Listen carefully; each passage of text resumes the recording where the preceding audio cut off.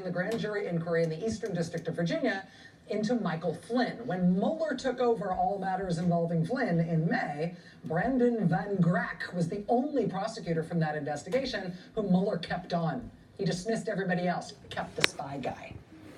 So you've got famed terrorism prosecutor, famed espionage prosecutor, working with Mueller for months now. We haven't known where or when they would turn up. Looky-loo. The statement of offense against Mike Flynn, signed Brandon L. Von Grack and Zainab Ahmed. You want to read some tea leaves? One good place to start might be those two names and their respective prosecutor superpowers. Stick a pin in what seems like it may be a prescient pearl of wisdom from that New Yorker profile of Zainab Ahmed. When it comes to winning cases, quote, cooperators are the unsung heroes. They always know more than they think they know. Tell me more.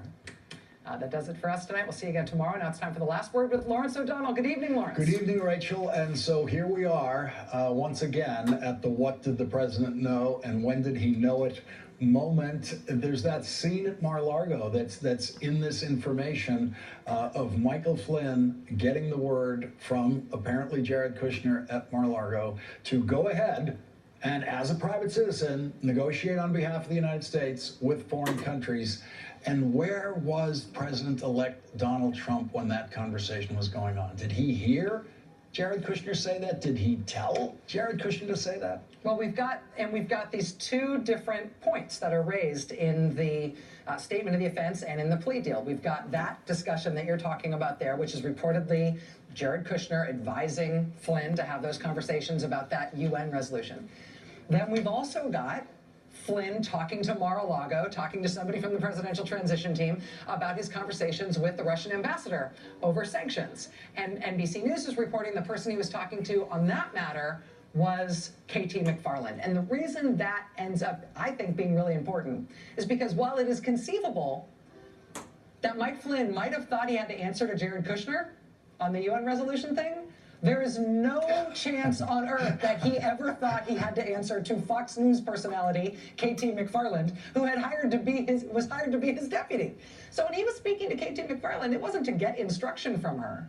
She was obviously conveying word to Flynn from somebody else. And the person who NBC News reports that she was staffing at Mar-a-Lago when those conversations were happening was the president himself. So Flynn has a lot to say, and I have a feeling the prosecutors know almost all of it already. Yeah, I mean, they wouldn't have gone through with their deal today if they didn't have it all. They first of all get a very clear outline of it in the proffer from his lawyers, as we know. And then before they get to this stage today, they have to sit with him. They have to get it all down.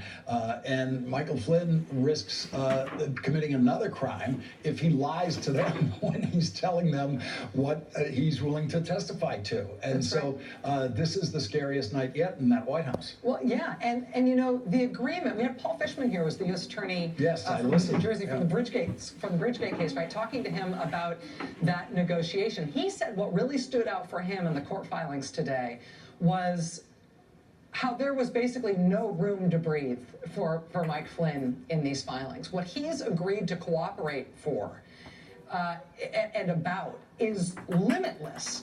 And the only thing that he's given a break on in terms of knowing what his fate is on a very tiny slice of what they might conceivably charge him for. And so he's got to cooperate with them on everything, up to like taking a polygraph if they want him to, engaging in covert operations on behalf of the prosecutors if they want him to. He has to do everything, cooperate with them on everything, and the only thing they're promising him a break on is lying to the FBI. They haven't charged him with anything else, which means that they can dump all of that on him, anything they've got, without restriction, depending on whether or not he gives them what they want. And not just him, his son. His son is sitting there liable for possible criminal charges if Michael Flynn doesn't deliver exactly what he's promised to deliver. Yeah, I mean, this is a remarkable human drama for all the people involved here. I think as a country, it's important right now to watch for how the president weighs his pardon power and whether or not he does try to individually try to not just push pressure other people, but individually, personally, try to end this thing by going after Mueller. And if he does either of those things, this becomes a very different situation for the country. Well, it's a little too late.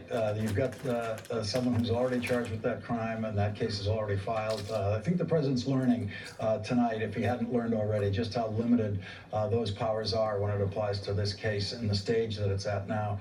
Rachel, thank you very much. Thanks for Mark. sticking with us a few more Sure, extra minutes. appreciate I really it. appreciate it.